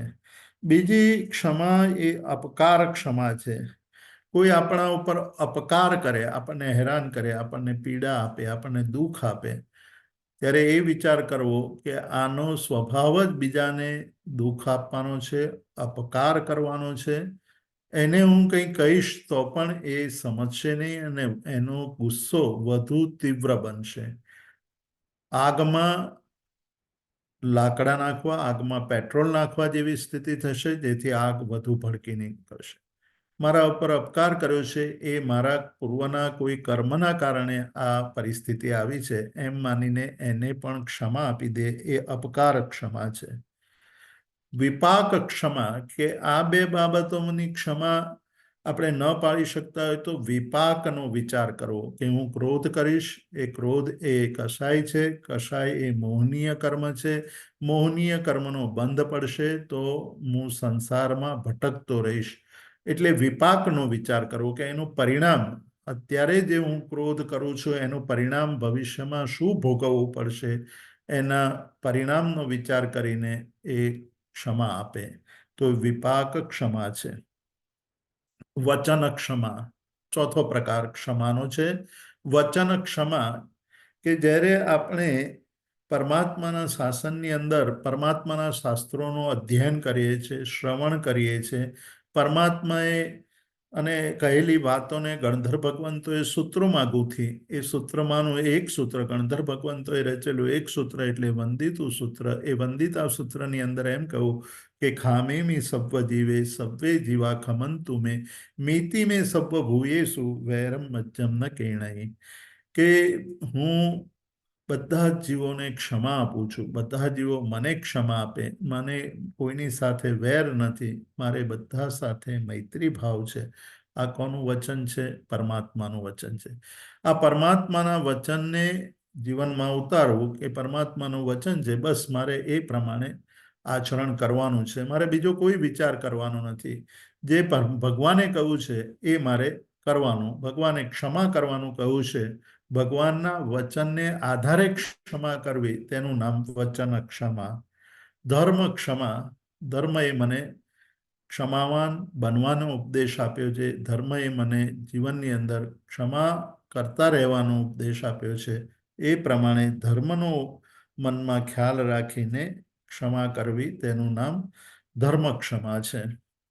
અહીંયા 5 ક્ષમાઓની વાત કરતા એ યશો વિજયજી આ શ્રીપાલ રાજાના રાસની અંદર કહે છે કે પહેલી 3 ક્ષમા એટલે ઉપકાર ક્ષમા, અપકાર ક્ષમા અને વિપાક ક્ષમા, એનાથી લૌકિક સુખ પ્રાપ્ત થાય છે. એટલે આપણે જે જીવન જીવી રહ્યા છે, જે જગતમાં જીવી રહ્યા છે, તે જગતમાં આપણને સુખ મળશે. એટલે ઉપકાર ક્ષમા કરતા શીખીએ, અપકાર ક્ષમા કરતા શીખીએ અને વિપાક ક્ષમાનું આચરણ કરીએ તો આ લોકની અંદર આપણને સુખ મળશે. વચન ક્ષમા અને ધર્મ ક્ષમા કરીશું તો આપણને આવતા ભાવની અંદર પણ સુખ મળશે. એટલે પહેલી 3 ક્ષમાથી વર્તમાન ભાવ સુધરે છે અને બીજી 2 ક્ષમાથી ભવિષ્યના ભાવો સુધરી જાય છે. તો આ 5 ક્ષમાની વાત કરી. 5 ભેદ છે ખંતીના. શ્રીપાલ રાજાના રાસના શબ્દો છે કે 5 ભેદ ક્ષમાના છે. વયાર વયાર વિવાગરે, ઉપકાર ક્ષમા, અપકાર ક્ષમા અને વિપાક ક્ષમા. વચન ધર્મ તિહા 3 છે. વચન ક્ષમા અને ધર્મ ક્ષમા. લૌકિક દશ દોય અધિક સૌભાગ. 3 છે લૌકિક, 3 ક્ષમા છે શરૂઆતની, એ લૌકિક ક્ષમા અને તેનાથી વર્તમાન જીવનની અંદર સુખ મળે છે. દોય અધિક સૌભાગ અને બાકીની 2 ક્ષમાથી મોક્ષ સુખ પ્રાપ્ત થાય છે. આ વાત કર્યા પછી કહે છે કે જીવનની અંદર અનુષ્ઠાન શીખવા જોઈએ, અનુષ્ઠાનની આરાધના કરવી જોઈએ. અનુષ્ઠાન કરવાથી આપણને ધ્યાન માર્ગનો અનુભવ થાય છે. એના 4 પ્રકાર બતાવ્યા કે અનુષ્ઠાન તે 4 છે. 4 અનુષ્ઠાન છે: પ્રીતિ અનુષ્ઠાન, ભક્તિ અનુષ્ઠાન, વચન અનુષ્ઠાન અને અસંગ અનુષ્ઠાન. તો પ્રીતિ અનુષ્ઠાન એટલે કોઈ પણ વસ્તુમાં પ્રીતિ. આપણે સવારના સ્વાધ્યાયમાં વાત કરી હતી કે સાચી પ્રીતિ કોને કહેવાય? તો નિદાન, નિયાણું અને આકાંક્ષા રહિતનો જે પ્રીતિ છે, જે મનની અંદર ભાવ છે, તે સાચી પ્રીતિ છે. અને આવી પ્રીતિથી આપણા જે આરાધ્ય છે એના પ્રત્યે આપણને ભાવ પ્રગટે છે. અહીંયા બીજી પછી વાત કરે છે ભક્તિની, કે પ્રીતિ પછીનો તબક્કો આવે છે તે ભક્તિનો છે. ભક્તિ એટલે સમર્પણ છે. ઉપાધ્યાય યશો વિજયજી આ શ્રીપાલ રાજાના રાસની અંદર પ્રીતિ અને ભક્તિનો ભેદ સમજાવતા કહે છે કે વલ્લભ સ્ત્રી જનની તથા તેહના કૃત્યમાં જુઓ રાગરે, પરિક્રમણાદિક કૃત્યમાં એમ પ્રીતિ ભક્તિનો લાગરે. કહે છે કે આપણને રાગ પત્ની પ્રત્યે પણ છે અને રાગ માતા પ્રત્યે પણ છે. રાગ બંને તરફ છે, પણ બંનેના રાગમાં ભેદ છે. પત્ની પ્રત્યેનો રાગ એ પ્રીતિ છે અને માતા પ્રત્યેનો રાગ તે ભક્તિ છે. આવી રીતે શરૂઆતમાં પરમાત્માના વચન પ્રત્યે પ્રીતિ થાય અને પ્રીતિ થયા પછી પરમાત્માના વચનો પ્રત્યે ભક્તિ થવી જોઈએ. અને ભક્તિ થાય, ભક્તિ પેદા થાય તો એમના વચનોને સાંભળવાનું મન થાય, એમના વચનોને આ જીવનની અંદર ઉતારવાનું મન થાય. એ વચન અનુષ્ઠાન છે. અને વચનની અંદર ઊંડા ઉતરતા જઈએ એટલે અસંગ અનુષ્ઠાન આવી જાય. કે વચનો આપણને એ જ શીખવાડે છે કે જ્યાં સંગ છે ત્યાં દુઃખ છે. સંજોગ મૂલા જીવેણ પત્તા દુઃખમ પરંપરા. કે આ જીવનની અંદર મનુષ્ય દુઃખ પ્રાપ્ત કરે છે તેનું મૂળ કારણ છે સંજોગો. આપણે સંયોગો જેટલા વધારતા જઈએ એટલા વધુ ને વધુ દુઃખી થતા જઈએ. સંયોગ ઓછા કરતા જઈએ તેટલા આપણે દુઃખ મુક્ત થતા જઈએ. એટલે ત્યાં કહ્યું, સંતારા પોરસીની ગાથા છે. સંતારા પોરસીની આ ગાથા અત્યંત મહત્વપૂર્ણ છે. કહે છે કે સંજોગ મૂલા જીવેણ, જેટલા સંજોગો વધારો, જેટલા સંયોગ વધારો, પત્તા દુઃખ પરંપરા, એનાથી દુઃખની પરંપરા પ્રાપ્ત થાય છે. તમાહા સંજોગ સંબંધ, તેથી કરીને સંજોગ રૂપી સંબંધને વો સિરાવી દેવો. જે સંબંધોને છોડી શકે છે, જે સંબંધોમાં રાગને છોડી શકે છે, તે જીવનની અંદર સુખી થાય છે. તો પ્રીતિ, ભક્તિ, વચન અને અસંગ અનુષ્ઠાન, એ અનુષ્ઠાનો કેવી રીતે કરવા એની વાત કરે છે. કે આ જગતની અંદર અનુષ્ઠાનના બીજા 5 પ્રકારો છે. એ 5 પ્રકારોને સમજવાના. ઘણી બધી વાર આ સાંભળેલા પણ હશે 5 પ્રકારો. વિષ અનુષ્ઠાન, ગરલ અનુષ્ઠાન, તન અનુષ્ઠાન, તદહેતુ અનુષ્ઠાન અને અમૃત અનુષ્ઠાન. આપણે 2 દિવસ પહેલા શ્રીપાળ અને મૈણાના અનુષ્ઠાન વિશે વાત કરી હતી કે શ્રીપાળ અને મૈણાનું અનુષ્ઠાન એ અમૃત અનુષ્ઠાન હતું. આપણું વિષ અને ગરલ અનુષ્ઠાન હોય છે. એટલે આપણે જે આરાધના કરીએ છીએ તે આરાધના કરતી વખતે આપણું શરીર અને આપણી વાણી એમાં હોય છે, પણ મન અન્યત્ર ભમતું હોય છે. એના કારણે આપણે તલ્લીન નથી થઈ શકતા. તલ્લીનતા લાવવા માટે મન, વચન અને કાયાને ત્રણેયને એની અંદર ડૂબાડવા પડે. તો અહીંયા કીધું વિષ અને ગરલ અનુષ્ઠાન એ છોડવા જેવા છે. અનનુષ્ઠાન છોડવા જેવા છે. તદહેતુ અને અમૃત અનુષ્ઠાન આચરવા જેવા છે. તદહેતુ અનુષ્ઠાન એટલે જે હેતુ માટે જે ક્રિયા કહી છે તે હેતુ માટે તે ક્રિયા કરવી, તે તદહેતુ અનુષ્ઠાન. અને તન્મય થઈને ક્રિયા કરવી તેનું નામ અમૃત ક્રિયા. આપણે અમૃત ક્રિયા કરવાની છે. અહીંયા અચિત સેન મુનિ શ્રીપાલ રાજાને કહે છે કે અમૃત અનુષ્ઠાનનું આચરણ કરતા શીખો તો જીવન ધન્ય બનશે. અને આ વાત કરી અને એમને ધ્યાન કેવી રીતે કરવું તેની વાત કરે છે. ત્યાર પછી આખો ઉપદેશ સાંભળ્યા પછી શ્રીપાલ એમનો છેલ્લો પ્રશ્ન કહે છે કે ભગવાન, મેં આપનો ઉપદેશ સાંભળ્યો, આચરણવા જેવો છે અને તેને જીવનમાં ઉતારવા જેવો છે. પણ મને આશ્ચર્ય થાય છે કે જન્મ પામતા જ મારા જીવન સાથે દુઃખ જોડાઈ ગયું. થોડા સમય પછી મૈણા મળી એટલે ગુરુ મળ્યા. ગુરુ મળ્યાની સાથે પરમાત્મા પણ મળ્યા. એની ભક્તિ કરી અને મને દુઃખમાંથી મુક્તિ મળી, રોગમાંથી મુક્ત થયો.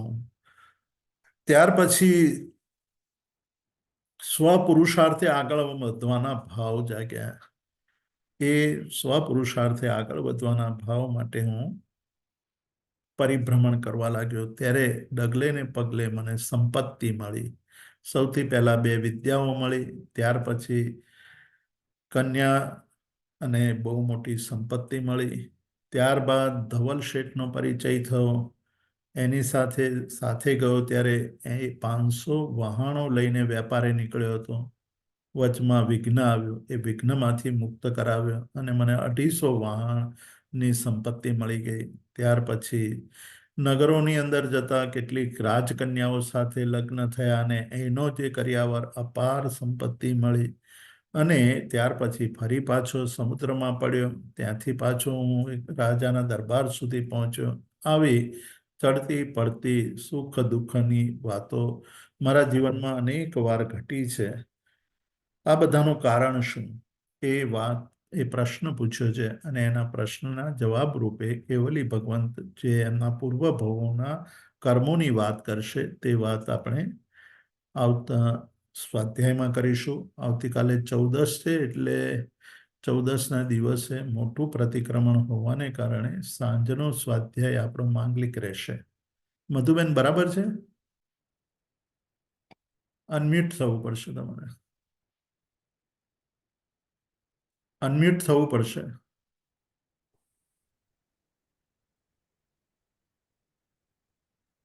આઈ થિંક મધુબેન નથી.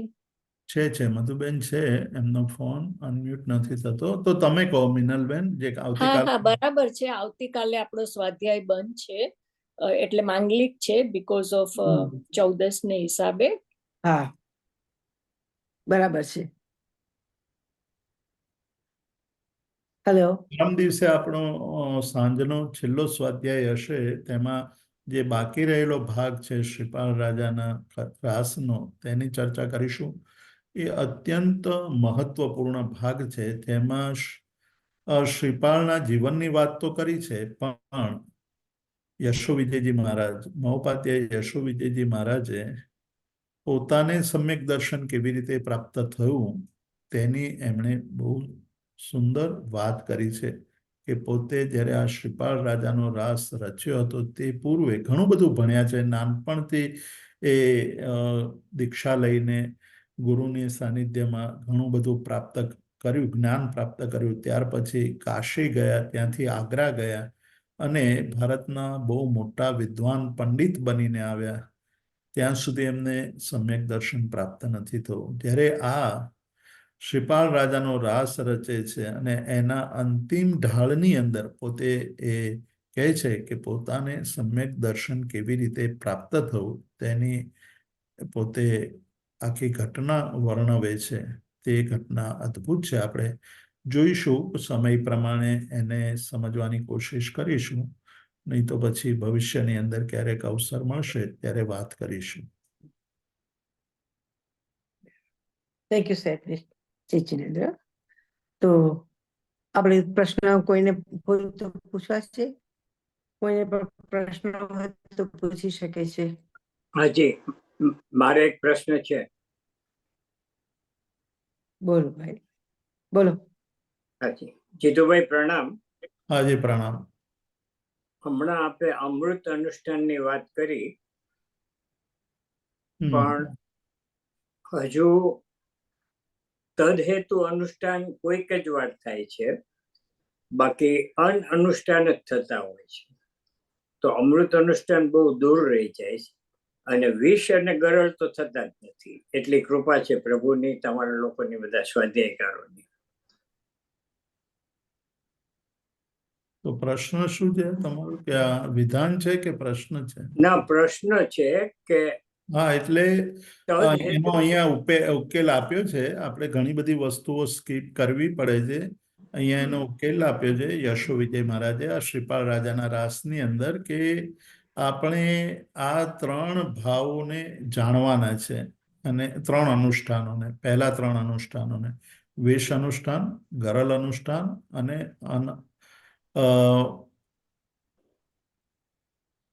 સમૂર્છિમ અવસ્થાનું અનુષ્ઠાન, અનુષ્ઠાન. અને એ 3ને જાણવાના છે અને તદહેતુ અને અમૃત અનુષ્ઠાનને આચરવાનું છે. જાણવાનું એટલા માટે એમણે કહ્યું, એ પોતે અહીંયા એની સ્પષ્ટતા કરે છે કે જાણીએ તો આપણને ખબર પડે કે આ છોડવા જેવું છે. આપણે વિષને વિષ રૂપે જાણીએ તો વિષનું આરોગણ, એનો ઉપયોગ કરવાનો આપણે છોડી દઈએ છીએ. પણ જ્યાં સુધી વિષ અનુષ્ઠાન એટલે કે વિષને ઝેરને ઝેર રૂપે આપણે ઓળખતા નથી ત્યાં સુધી ઝેર પણ ખાઈ લેતા આપણે ખચકાતા નથી. એટલે જાણવાથી એનો ત્યાગ થાય અને જાણવાથી આચરવાનું પણ મન થાય. એટલે તદ હેતુ અને અમૃત અનુષ્ઠાનને આચરવાનું છે. આજે આપણે અનુષ્ઠાન કરી રહ્યા છીએ, પણ એમાંથી તદહેતુ તરફ જવાનું છે એવો આપણને બોધ આ અનુષ્ઠાનોના સ્વરૂપ અને પ્રકારોને જાણ્યા પછી આપણા મનની અંદર ઉદ્ભવે છે. જેમ જેમ આપણે વધુ ને વધુ આ બાબતોને ઘૂંટતા રહીશું તેમ તેમ આપણા મનની અંદર તદહેતુ અને તદહેતુમાંથી અમૃત અનુષ્ઠાન. આપણને એક અહીંયા અમૃત અનુષ્ઠાનનું દ્રષ્ટાંત આપ્યું કે શ્રીપાળ અને મૈણાએ પરમાત્માની ભક્તિ અમૃત અનુષ્ઠાન રૂપે કરી. એટલે જ્યારે જ્યારે સિદ્ધ ચક્ર પૂજન કે પરમાત્માની ભક્તિ કરી ત્યારે એમાં ડૂબી ગયા હતા. એમના ગળાબૂડ ડૂબી ગયા હતા. એ વખતે એમના મનની અંદર બીજા કોઈ વિચાર હતા નહીં. તો આપણે પણ આપણું લક્ષ્ય, આપણું ટાર્ગેટ એ રાખીએ કે હું પણ અમૃત ક્રિયા સુધી પહોંચું, અને અમૃત ક્રિયાના લક્ષણોને વારંવાર ઘૂંટવાથી આપણે અમૃત ક્રિયા સુધી પહોંચી શકીએ છીએ. તે બાબત આપણા લક્ષ્યમાં આવી જાય અને ક્યારેક આપણે એ અમૃત ક્રિયા સુધી પહોંચી જઈ શકીએ. તો અમૃત ક્રિયા સુધી પહોંચવા માટેની એના લક્ષણોનો બોધ આવશ્યક છે. અને મનમાં આપણે એવો સંકલ્પ કરીએ કે મારે હવે પછી જે ક્રિયા કરવી છે તે અમૃત અનુષ્ઠાન સ્વરૂપ કરીશું. ના, એટલે કોઈક વાર આપણને એવું બને કે આજે આ તદ હેતુ થયું છે, તો એ ભ્રમ હોય કે કોઈક ના વાર ના, એ આપણને ખ્યાલ આવી જાય કે આપણે જે ક્રિયા જે હેતુ માટે કહી છે તે હેતુ માટે કરીએ તો તદ હેતુ. પ્રતિક્રમણ છે, પાપથી પાછા હટવાની ક્રિયા છે, તો પાપથી પાછા હટવાના ભાવથી આપણે પ્રતિક્રમણ કરીએ ત્યારે એ તદ હેતુ બની જાય. બરાબર. એટલે તદ હેતુ કોઈક વાર બની જાય ખરું, કાયમ ન બનતું હોય તો. હા, એટલે ભાવ રાખવાથી ત્યાં સુધી પહોંચી જવાય તદ હેતુ. ને 20 તો ગરલ જીતુભાઈ હવે સમજાઈ ગયા છે, એટલે નથી થતા. બહુ સરસ. ચલો, અનુમોદના. બીજા કોઈને કોઈ પ્રશ્ન હોય તો પ્રણામ. પ્રણામ. પ્રણામ. છે બીજા કોઈને પ્રશ્નો છે? Hello? એન્ડ રેઝ નથી થયો તો આપણે આને અંતમંગલ કરીએ. બીજી કઈ તમારે સૂચના કે જાહેરાત કરવાની હોય તો આવતીકાલનો? ના, આવતીકાલે હજી આપણે ક્લાસીસ છે, સવારના છે. આપણે બધાને સાંજે સેન્ટરમાં જ આપણા ક્લાસીસ છે. અને જે લોકો ઝૂમ પર આવે છે એ લોકો બધા માટે ઝૂમ છે. અને ખાલી ફક્ત ઇવનિંગમાં જ આપણે ક્લાસ નથી આવતીકાલે પ્રતિક્રમણના હિસાબે. અને ત્યાર પછી બસ ત્યાર પછી હજી એક દિવસ છે આપણે ક્લાસ. એટલે જીતુભાઈ, તમે અહીંયા 9મા દિવસે આપણે સવારનો અને સાંજનો સ્વાધ્યાય સમય પ્રમાણે બને છે. એ પ્રમાણે થશે. પણ એમાં આપણે સાંજના સ્વાધ્યાયની અંદર જે આ જે શ્રીપાળ રાજાના રાસની સમાપનની વાત કરીશું, અને યશો વિજયજી મહારાજે એમને જે સમ્યક દર્શનની પ્રાપ્તિ થઈ તેની જે વાત છે એને આપણે થોડુંક વિસ્તારથી કરીશું. સવારના સમયે આપણે એટલે હવે 2 પદ બાકી રહ્યા છે. કાલે સમ્યક ચારિત્ર અને પરમ દિવસે સમ્યક તપ, એમ બીજા 2 પદોની વાત કરીશું. ત્યાર પછી બુધવારે સવારે પારણાનો દિવસ હશે. પારણાની થોડી ઘણી ચર્ચા કરી અને આપણે આ સ્વાધ્યાયને વિરામ આપીશું. એક આપણે હેન્ડ રેઝ થયો છે મારા ખ્યાલથી. મારો છે. હા, ખાલી કન્ફર્મ કરું છું કે 22મી સવારે ક્લાસ છે કે નહીં? નહીં, 22મી સવારે ખાલી પારણું જ છે. એટલે ખાલી પારણાના દિવસે સવારના 22મી પારણું છે? આપણે 22 નહીં, 24મી તારીખે પારણું છે. 24મી તારીખે પારણું છે. મિચ્છામી દુક્કડમ 22મી તારીખે ક્લાસ છે. 22મી તારીખે સવારના ક્લાસ છે. Okay, thank you. Yes. Okay, મિચ્છામી દુક્કડમ 22મી સવારે છે અને 24મી સવારે ખાલી પારણાને લીક કરી અને પછી પારણા તપસ્વીઓને પારણા કરાવીશું. મધુબેન, રિક્વેસ્ટ કરું એક? હા, બોલો બોલો. 23મી તારીખ 1 કલાકના બદલે આપણે થોડું એક્સ્ટ્રા આપીએ એમને ટાઈમ, તો 1.5 કલાકનો કરી શકીએ, તો પછી એ બધું એમાં આપણને આપી શકે. શું જીતુભાઈ, તમને શું લાગે છે? આપે નક્કી કરવાનું છે બેન. હા, નીરુભાઈ, તમારે કયા દિવસે રાખવાની વાત કરો છો તમે? છેલ્લા દિવસે ટ્યુઝડે, મંગળવારે સાંજનો જે 1 કલાકનો આપીએ છીએ ને એના બદલે 1.5 કલાક હોય તો એ આપણને બધું આપી શકે, એટલા માટે. જીતુભાઈ, તમને ફાવે એવું છે? નહીં, આપ જેમ કહેશો એમ અમને કોઈ કરીશું. વાંધો નથી. કોઈ વસ્તુ નહીં, બાકી એટલે અમને કોઈ નથી. વાંધો નથી અડધો કલાક વધારે બેસવા માટે. ઓકે, આપણે પૂરું કરીશું. થોડો સમય વધુ થશે તો આપણે વધુ ચલાવીશું. ખૂબ અનુમોદના. જરૂરથી. થેન્ક યુ ભાઈ. બહુ આભાર, ખૂબ જ આભાર. ચલો, અંત મંગલ કરીએ હવે, કે બીજા કોઈને કોઈ પ્રશ્ન પૂછવો છે? નથી કોઈને, તો આપણે અંત મંગલ કરીએ. શિવમસ્તુ સર્વ જગત પરહિત નિરતા ભવન્તુ ભૂતગણા દોષા પ્રયાન્તુ નાશમ સર્વત્ર સુખી ભવ લોક ઉપસર્ગા ક્ષયમ યાન્તિ ચિદ્યન્તે વિઘ્નવલય મના પ્રસન્નતામેતિ ઉચ્યમાને જિનેશ્વરે સર્વમંગલમાંગલ્યમ સર્વકલ્યાણકારણમ પ્રધાનમ સર્વધર્માણમ જૈનમ જયતિ શાસનમ. પ્રણામ જીતુભાઈ. હાજી પ્રણામ. સાતામાં છો? હાજી. જીતુભાઈ, જય પ્રભુ. જય પ્રભુ. પ્રણામ જીતુભાઈ. પ્રણામ જીતુભાઈ. પ્રણામ હા. પંડિતજી. હાજી પ્રણામ. પ્રણામ જીતુભાઈ. હાજી પ્રણામ. પ્રણામ જીતુભાઈ. હાજી પ્રણામ. પ્રણામ પ્રણામ. પ્રણામ જીતુભાઈ. હા, કેમ છો? જીતુભાઈ પ્રણામ. હાજી પ્રણામ.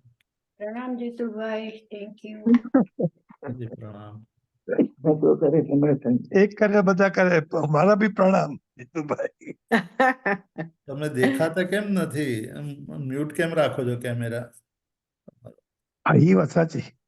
બીજું એ કામ કરતો અડધા હોઉં, બે કામ બહુ કરતો આરામથી હોઉં. બેઠા હોય છે. દર્શનમ અનિલભાઈ દેવ બહુ દેવ. આરામથી બેઠા હોય.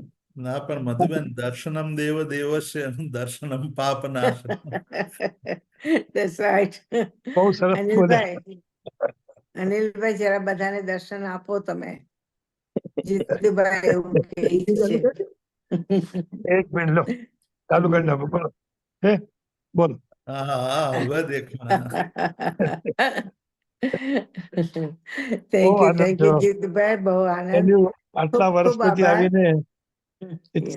it's a great feeling. Yes. Thank you. Bus. Yes, ખૂબ ખૂબ આભાર, ખૂબ અનુમોદના.